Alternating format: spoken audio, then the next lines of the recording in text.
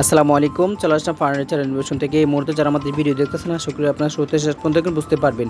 তো ইতিমধ্যে দেখতেছেন যে 2-to-1 5 সিট সোফা, আমরা কাঠের সোফা ফিক্স গদি করবো।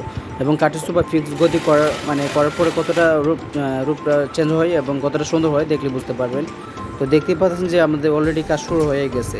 তবে আমরা যে কাজটা করতেছি প্রিন্টের কাপড় দিয়ে, প্রিন্টের কাপড় এবং এফএক্স কোম্পানি ফোম দিয়ে সম্পূর্ণ বসার সিট এবং পিছনে আমরা ফোম দিয়ে ফিস্টিং করে আমরা কাজটা কমপ্লিট করার পরে কতটা সুন্দর হয়ে দেখতে থাকুন।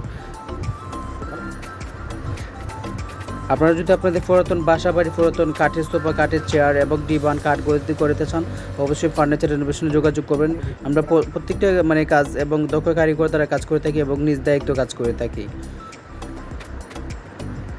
এবং ফার্নিচার মেশিনের ল্যাকার স্প্রে ও হাতে হ্যান্ড বার্নিশ, যে কোনো কালার আপনি করে নিতে পারেন। বিশেষ করে আপনি মেশিনের ল্যাকার স্প্রে ডুগু কালার।